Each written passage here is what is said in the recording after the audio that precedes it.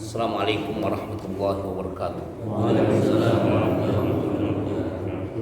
Innal hamdalillah nahmaduhu wa nasta'inuhu wa nastaghfiruh wa na'udzu billahi min shururi anfusina wa sayyiati a'malina.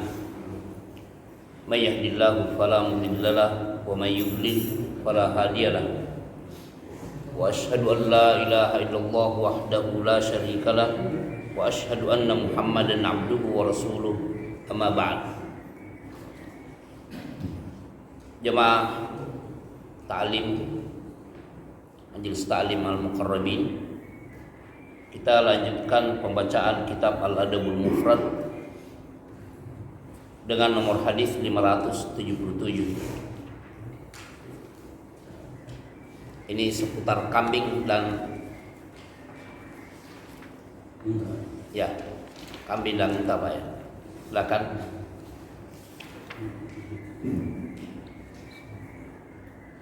Muhammad bin Bashar menceritakan pada kami, ia berkata, Muhammad bin Ja'far, ia berkata, Syu'bah menceritakan pada kami, aku mendengar Abu Ishaq, aku mendengar Abdah bin Hazm, ia berkata, para pemilik unta dan para pemilik kambing saling membanggakan diri. Maka Nabi SAW bersabda, Nabi Musa diutus sementara beliau adalah seorang pengembala kambing. Nabi Daud diutus sementara beliau adalah seorang pengembala. Dan aku diutus sementara aku mengembala kambing milik keluargaku di Al-Aliyat. Ya. Di sini Imam Al-Bukhari rahimahullahu taala ada mencantumkan hadis yang ke-577 ini sebagai kelanjutan pembahasan hadis-hadis sebelumnya tentang adanya perbandingan antara hewan kambing dan hewan unta. Tapi di sini arahnya ke masalah tabiat para nabi yang telah diutus oleh Allah Subhanahu wa taala. Dan sebab buruknya di sini adalah adanya dua pihak, antara pemilik dan pengembala domba unta dengan pemilik atau pengembala kambing dan domba. Tafakhur itu artinya saling membanggakan diri. Makanya di dalam Al-Quran Allah Subhanahu wa taala berfirman, Innallaha la yuhibbu man kana mukhtalan fakhura. Sesungguhnya Allah tidak mencintai orang yang mukhtal dan fakhur. Mukhtal itu ya sama dan mirip dengan fakhur, menyombongkan diri, bersikap angkuh, menganggap orang lain tidak punya nilai, selalu dirinya yang dianggap terbaik. Sehingga adanya perasaan itu, dia menyombongkan diri terhadap orang lain. Nah, ini terjadi tafakhara ahlul ibli wa ashabus sya'. Terjadi saling membanggakan diri antara pemilik unta dan pemilik domba atau kambing. Faqala Nabi sallallahu alaihi wasallam, maka Nabi sallallahu alaihi wasallam bersabda. Inilah yang disebut dengan asbabul wurud, Pak ya. asbabul wurud itu sebab adanya Nabi Shallallahu Alaihi Wasallam mensabdakan hadis. Artinya ada peristiwa yang terjadi sehingga Nabi Shallallahu Alaihi Wasallam bersabda seperti itu. Begitu juga asbabun nuzul kalau ayat Al-Quran, sebab turunnya suatu ayat. Oh, ada kejadian begini, maka Allah Subhanahu wa taala berfirman seperti ini. Kalau ayat asbabun nuzul, kalau hadis asbabul wurud. Ini diantaranya asbabul wurud ini. Maka Nabi Shallallahu Alaihi Wasallam bersabda, ya karena adanya kedua belah pihak ini saling membanggakan diri, maka Nabi Shallallahu Alaihi Wasallam bersabda. Di terjemahan ada maka Pak ya, maka Nabi Shallallahu Alaihi Wasallam bersabda, bu'aitu, aku diutus. Nah, di sini di lafaz al-adabul mufrad bu'aitha telah diutus. Nanti ada ini juga di dalam Sahih Bukhari itu, ma ba'atsallahu nabiyyan, tidaklah Allah mengutus seorang nabi. Nah, dalam lafaz al-adabul mufrad itu bu'aitha diutus Musa, Nabi Musa alaihi salam. Diutus. Wa huwa ra'i ghanamin. Sementara Nabi Musa ketika diutus oleh Allah, maksudnya sebagai nabi, itu dia adalah pengembala kambing. Wa bu'itsa Daud, dan diutus Nabi Daud alaihi salam, wa huwa ra'i, dalam keadaan sebagai pengembala. Wa bu'itsu, lihat, aku pun diutus. Bu'itsu itu artinya aku diutus. Bu'itsu ana, dan aku diutus. Wa ana ra'i, sementara saya mengembala ghanaman, kambing, li ahli, milik keluargaku, bil ajiyad, di area Ajiyad. Ini tempat di Mekah ya.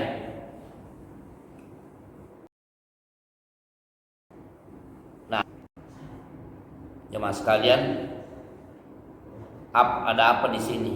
Silakan dibaca kandungannya. Kandungan hadis yang pertama, dalam hadis ini terdapat hikmah bahwa para nabi diberi ilham melalui kegiatan sebagai pengembala sebelum mereka diutus menjadi nabi, untuk melatih mereka dalam mengurus umatnya. Di samping itu, dengan bergaul bersama kambing, mereka meroleh sifat sabar dan kasih sayang mendapat kemampuan untuk mengumpulkan umatnya setelah mereka terpisah, dan mampu mengurus mereka dengan sebaik-baiknya. Ya, berarti ada hikmahnya Pak ya. Nah, hikmahnya apa? Kesabaran. Tapi begini, mungkin di pandangan manusia yang tidak menerima hal-hal seperti ini, menganggap enteng yang namanya pengembala sapi atau pengembala kambing Pak ya.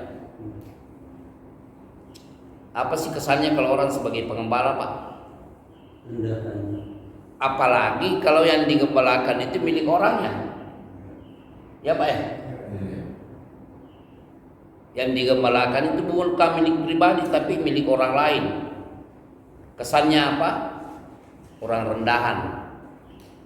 Nah, sebenarnya di sini ada syarah juga. namanya Syarah Sahih Al-Adab Al-Mufrad. Pertama disebutkan di Sahih Al-Bukhari itu lafaznya adalah ma ba'atsallahu nabiyyan illa ra'il ghanam. Tidaklah Allah mengutus seorang nabi pun kecuali nabi itu adalah pengembala kambing. Jadi maksudnya semua nabi yang pernah diutus oleh Allah Subhanahu wa taala itu baik yang tersebutkan di dalam Al-Qur'an ataupun tidak tersebut, semuanya adalah orang-orang yang pernah mengembala kambing. Faqala ashabuhu, maka para sahabat beliau bertanya, wa anta wahai Rasul.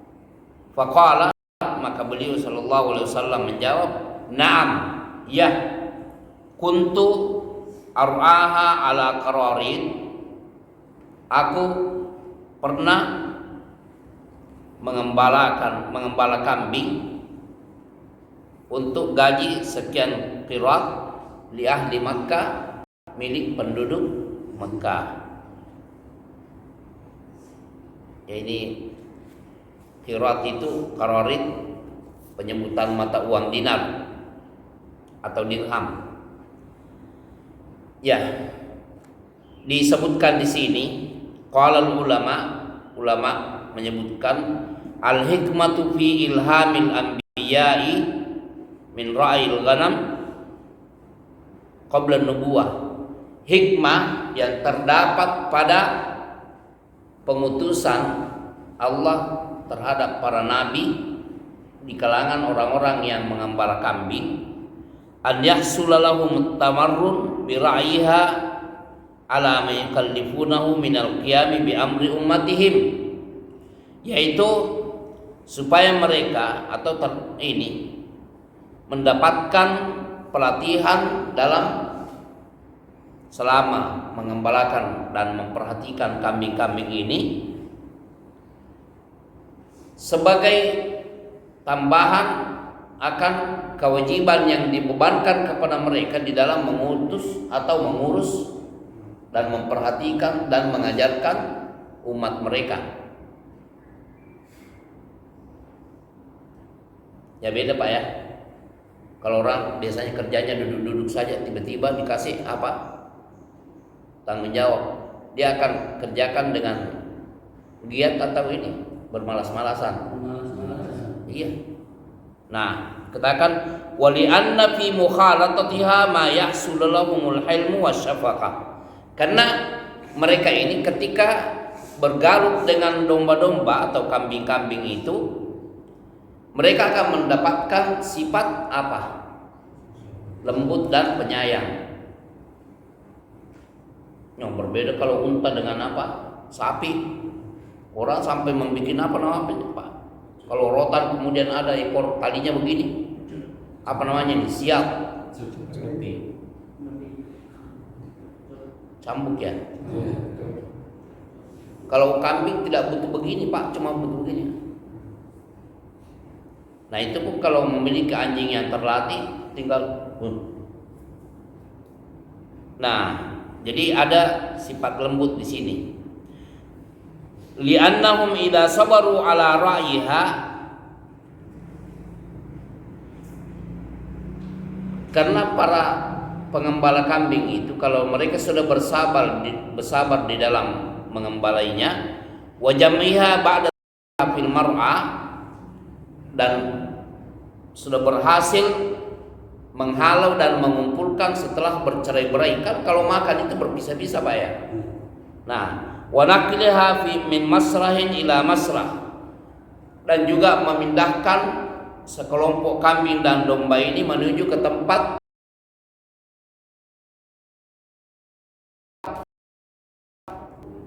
yang wadaf'i aduha min sab'ain wa ghairihi kasarik. Begitu juga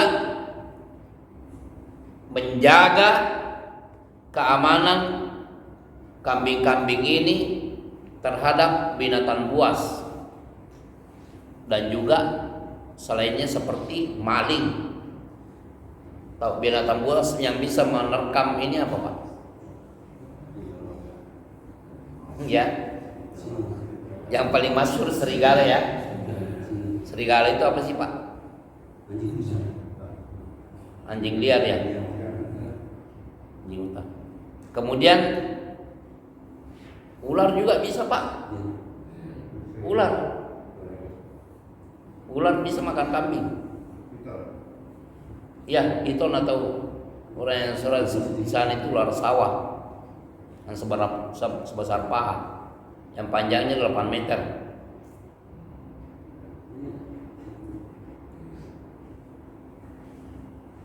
Nah, begitu juga maling, as-sariq.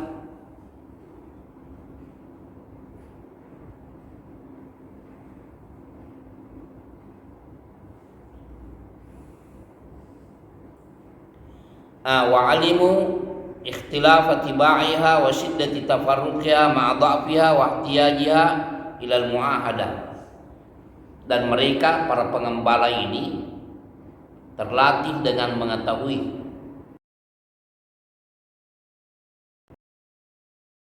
kambing-kambing saat saling berpisah dan juga walaupun lemah tapi memerlukan sikap telaten di dalam mengurusnya.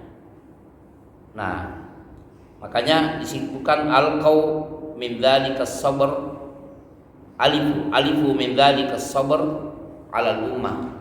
Dengan cara mengurus kambing-kambing ini mereka bisa memiliki perhatian dan sikap lembut di dalam mengurus umatnya.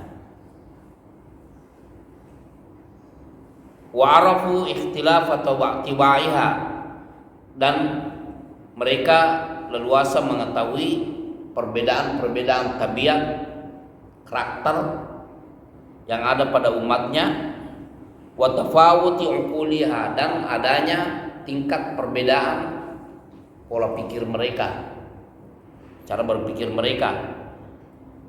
Nah, fajabaru kasraha, dengan cara ini mereka leluasa menutupi apa yang perlu ditutupi atau disempurnakan. Warafaku bid'aifiha, dan mereka juga orang-orang yang terlatih mengembala ini leluasa menghadapi manusia yang lemah dengan cara lemah lembut.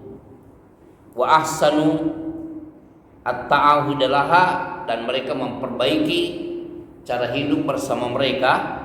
Fayakunu tahammulahum limasyaqqati dzalika ashal, sehingga di dalam menjalankan beban amanat nubuwah kenabian ini untuk menyampaikan ajaran dan wahyu Allah, mereka terbiasa di dalam menghadapi berbagai macam perbedaan tingkat berpikir dan cara atau pola hidup. Jadi tidak susah. Mimma law kulliful qiyama bidzalika min awwali wahlatin. Berbeda kalau langsung menjadi nabi dalam kondisi nol, belum pernah terlatih dengan mengurus hewan-hewan yang seperti ini. Lima yahsulallahu minat tadrij ala dzalika bari'il ganam, dan itu bisa terjadi dengan secara pelan-pelan mereka terlatih melalui pengembalaan kambing. Nah, mengapa di sini disebutkan? Mengapa bukan ini? Kalau dikatakan kok malah kambing yang dipilih sebagai gembalaan untuk pelatihan di sini, bukannya sapi atau unta? Coba Pak.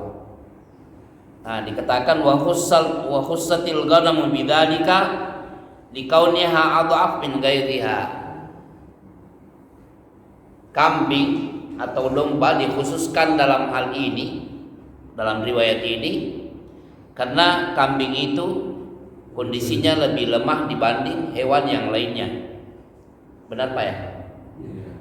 Tapi ada juga kambing yang suka nyeruduk, Pak. Itu orang yang istilahkan di sini apa? Bandot ya. Itu, wah. Kalau melihat yang orang-orang yang lewat tiba-tiba diseruduk. Bagaimana mengatakan lemah kalau begitu, Pak?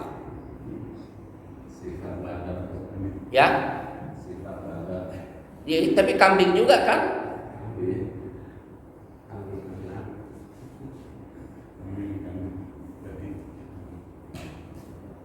Katanya di sini adha'afu min ghairiha, lebih lemah dibanding dengan yang lainnya. Antum kalau mau menyembelih kambing perlu diikat atau tidak?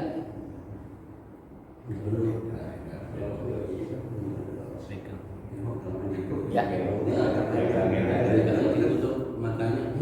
Tapi kalau kambingnya seperti sapi besarnya gimana, Pak? Ada juga kan? Ya. Tapi ini secara umum ya. Secara umum kambing lebih lemah daripada yang lainnya. Wali anna tafarruqaha aktsar min tafarruqil ibli wal baqar. Karena juga saat mengembalakan kambing itu cara berpisahnya mereka itu jauh lebih jangkauan cerai-berainya itu lebih luas dibanding hewan yang lainnya seperti sapi dan unta. Liimkanid dhabtil ibli wal baqari birrabti dunaha. Karena juga kalau sapi dan unta itu bisa diatur dengan ikat. Kalau ada tali 15 meter, ini tinggal diikat, kemudian ikat di pohon, dia bisa makan dan tidak kemana-mana. Rumput yang ada di sekitar pohon itu yang dimakan. Nanti jam sekian dipindahkan ke tempat lain yang rumputnya lebih subur. Kalau unta dan sapi.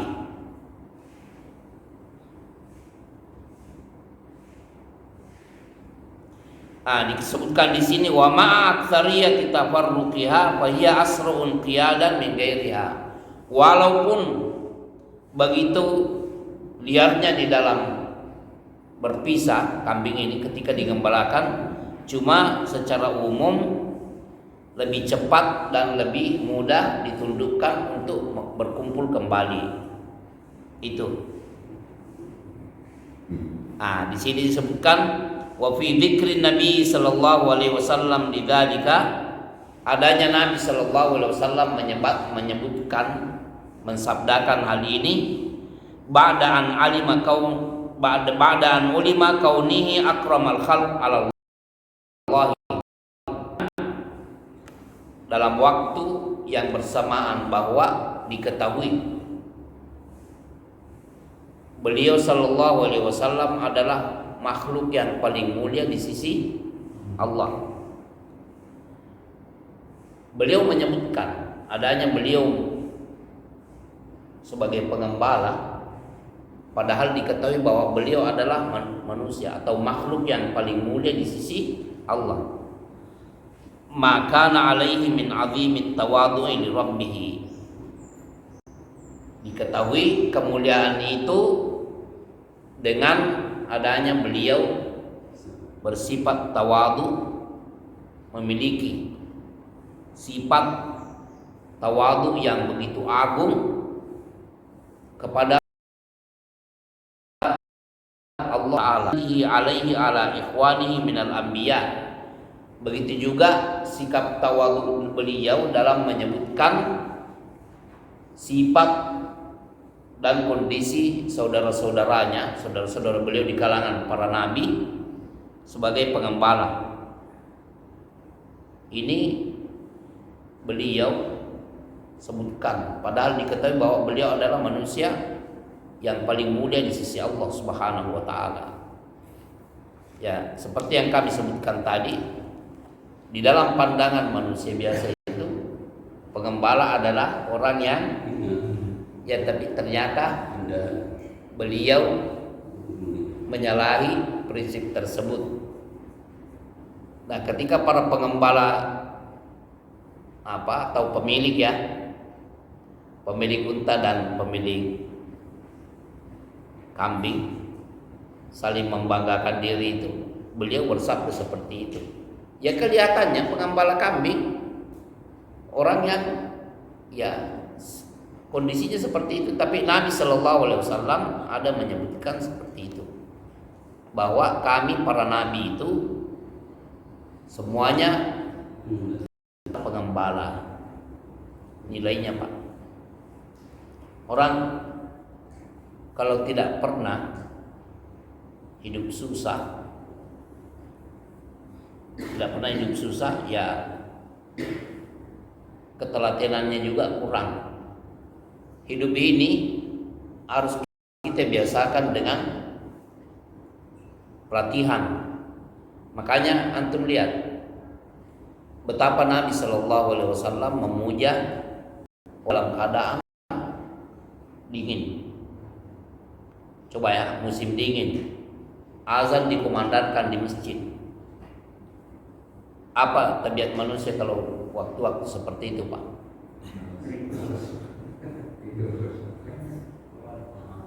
Musim dingin ya. Musim dingin, muazin mengatakan as-salatu khairun minan naum.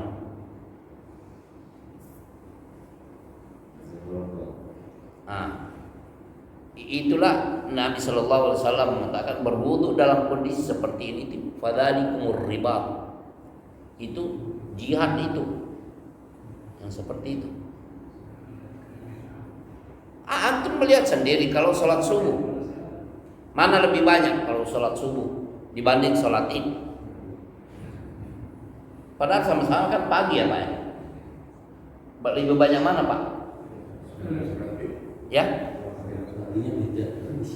Lebih banyak mana yang ikut sholat Idul Fitri dibanding dengan sholat subuh di hari-hari seperti ini? Di semua masjid lebih banyak sholat id. Mengapa? Apa Pak? Padahal yang nggak sholat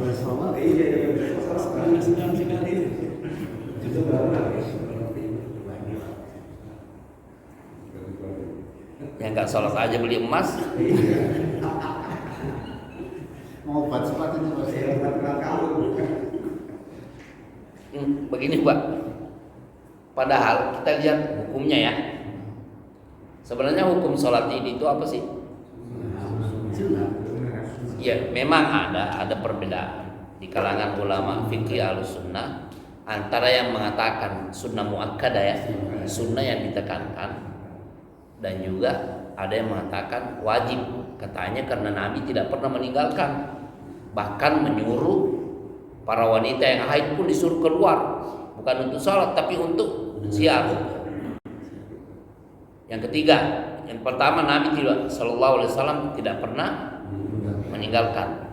Yang kedua, wanita yang haid pun disuruh. Kemudian wanita yang tidak punya pakaian oleh Nabi Shallallahu Alaihi Wasallam diperintahkan yang punya pakaian untuk membagikan pakaian kepada yang tidak punya agar leluasa keluar. Dan juga betapa mulianya sholat di Masjid Nabawi, berapa kali lipat Pak dibanding masjid lain? 1000. Itu Nabi menyuruh keluar karena ada nilai di sini. Itu diantara argumen para ulama yang mewajibkan. Tetapi walaupun begitu, ini statusnya adalah masalah khilafiyah ya. Ada nggak yang ini menyaksikan sanksi akan kewajiban sholat subuh? Ada nggak perbedaan di antara para ulama antara yang mengatakan sholat subuh itu cuma sunnah atau semuanya mengatakan wajib? Ya wajib ya, karena sholat lima waktu. Ya tapi mengapa fenomenanya seperti itu? Ya, nah ketidaktahuan Pak ya, ketidaktahuan di sini. Ya intinya terkadang gambaran kebanyakan manusia itu kebanyakan manusia belum tentu benar kalau dibanding dengan pola pikir orang yang jumlahnya lebih kecil. Nah, seperti ini nih. Kebanyakan orang memandang bahwa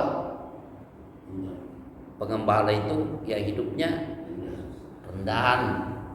Tapi ternyata Nabi Shallallahu Alaihi Wasallam ada bukan itu pengembalaan itu sendiri, tapi nilai pelatihan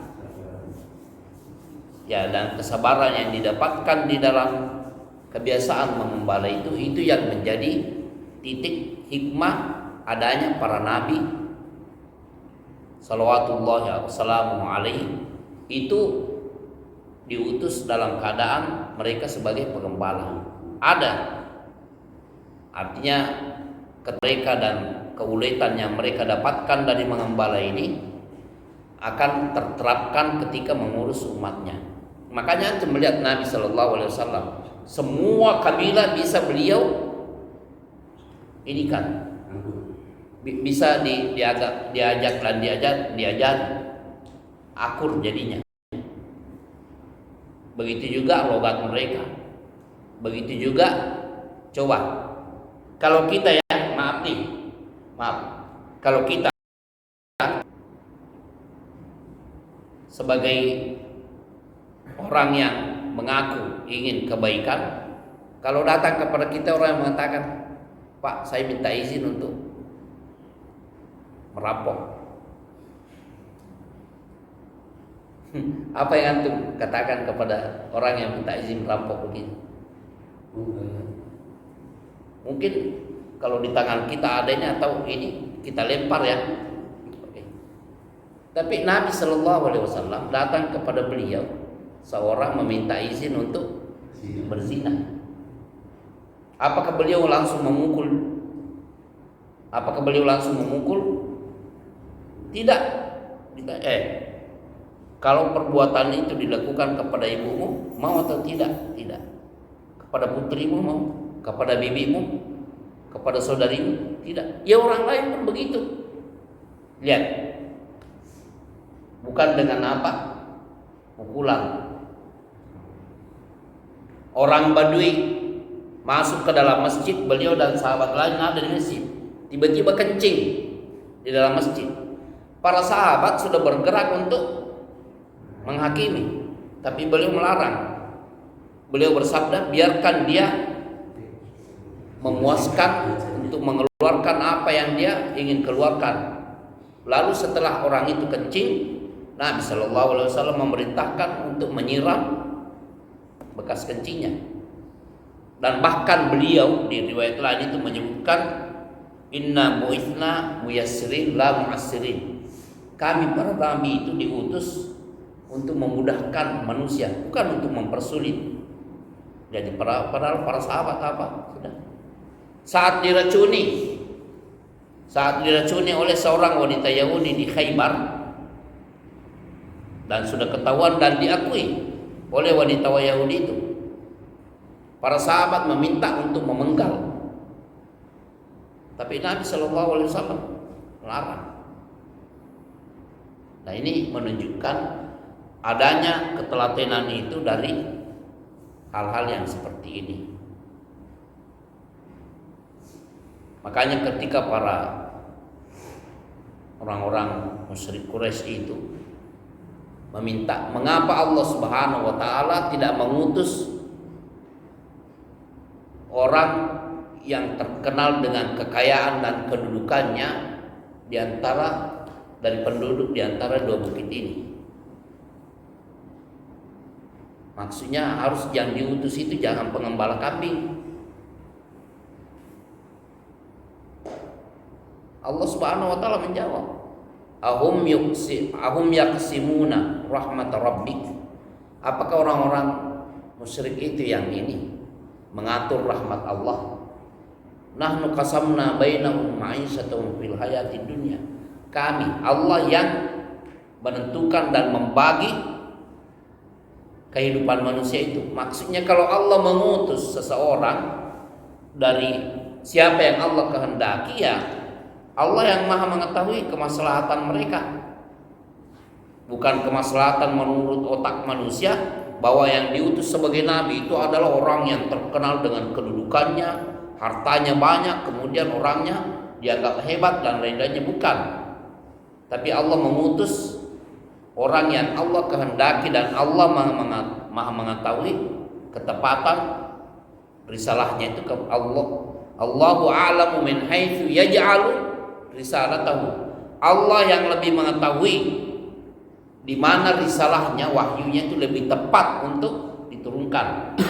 Makanya celaan terhadap orang Yahudi itu dari titik ini juga celaan. Alladzina atainahumul kitaba ya'rifunahu kama ya'rifuna abna'ahum. Wa inna fariqam minhum la yaktumuna al-haqqa wa hum ya'lamun.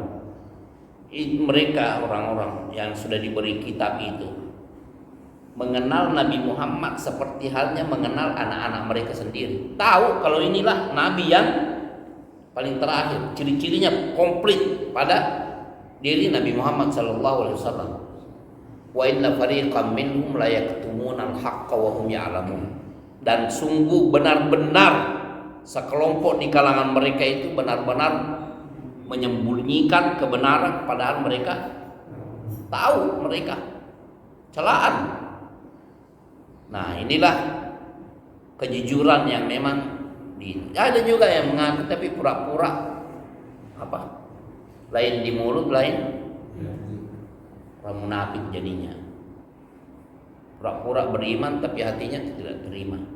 Semua salah. Nah, inilah hikmahnya di sini dari hadis ini. Pertama, Allah yang berkehendak dan lebih mengetahui kemaslahatan umat manusia. Siapa yang diutus apa di sisi Allah, Allah yang maha mengetahui. Bukan hak kita itu menentukan Allah harus memutus ini dari keluarga saya sebagai nabi. Tidak bisa.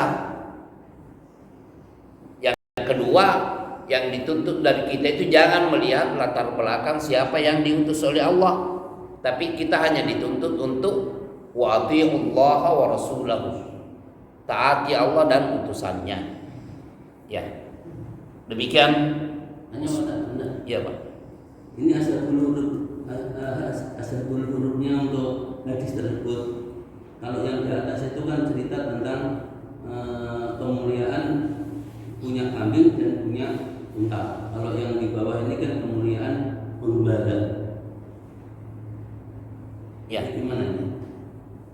Kalau dari cerita di atas tuh mana yang lebih mulia, pemilik kambing dengan pemilik unta? Ya. Tapi Rasul sabdanya bahwa penggembala kambing ini jadi orang-orang yang lebih mulia. Itu kan disebutkan di situ karena jadi antara kedua mempelai ini saling membanggakan diri. Maksudnya begini, wah itu orang yang punya kambing itu lebih bagus. Pemilik dan pengembala unta juga bilang, wah justru pemilik unta itu yang lebih bagus. Nah begitu. Lalu Nabi Shallallahu Alaihi Wasallam menengahi mereka dengan menjelaskan bahwa ya kan tabiat manusia seperti kita juga, mana lebih mahal unta daripada kambing? Coba. Unta? Iya unta. Ya, untuk menengahi masalah ini, untuk menghilangkan ini pola pikir yang selalu mengarah kepada itu. Artinya memang harga kambing itu ya antum juga kalau mau berkurbankan antum sekeluarga 1 ekor kambing cukup kan? Tapi coba kalau unta kan 7 pihak, 7 keluarga. Ya. Bukan Pak, 7. Yang unta bukan 10 unta, yang sapi yang 7. 7 sapi, unta juga 7. Ya jadi beda kan bodinya juga, mana lebih banyak dagingnya? Coba. Lehernya unta saja itu sudah hampir menyaingi apa? 3 kambing. Iya. lebih banyak mana? Ya, artinya ketika kedua belah pihak ini saling membanggakan diri, wah justru unta yang lebih ini juga bertahan juga kan para pemilik kambing atau pengembala kambing.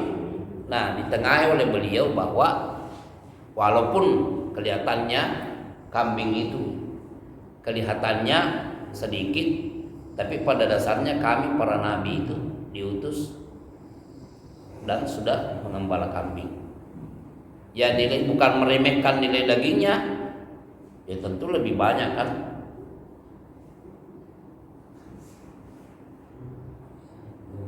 Ayo, pujaan terhadap penciptaan apa? Penciptaan unta juga kan ada kan? Afala yanzuruna ilal ibili kaifa khuliqat? Tidakkah mereka melihat unta bagaimana Allah menciptakan? Keistimewaan unta sudah kita sebutkan Pak ya. Bentuknya memang begitu unik, sampai-sampai kita yang tidak terbiasa itu tergiur tuh kalau sudah di padang Arafah.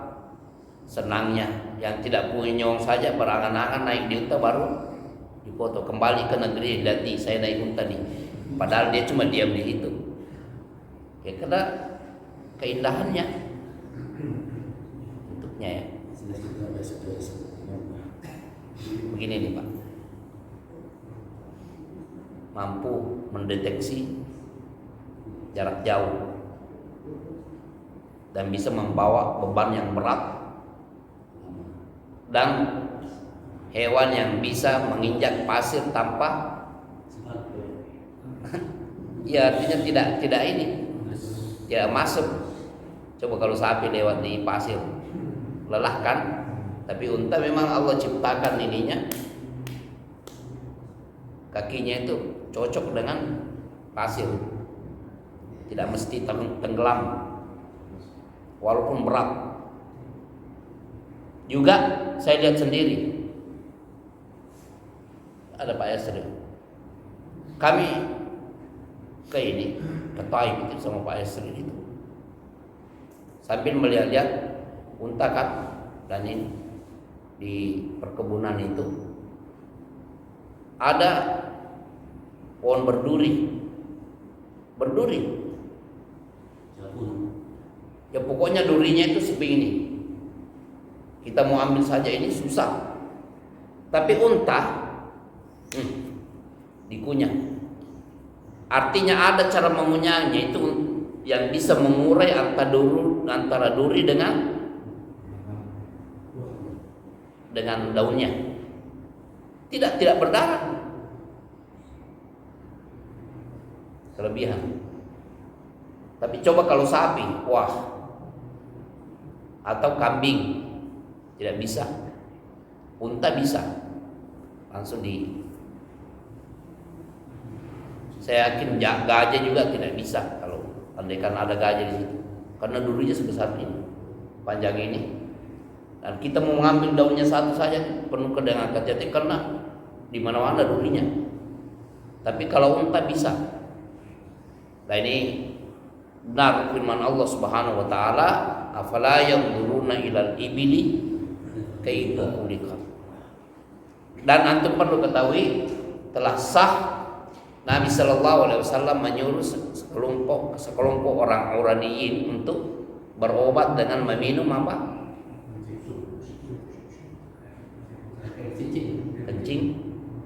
Kencing ini unta. Ya. Subhanallah. Subhanakallahumma bihamdika asyhadu an la ilaha illa anta astaghfiruka wa atubu ilaik. Assalamualaikum warahmatullahi wabarakatuh.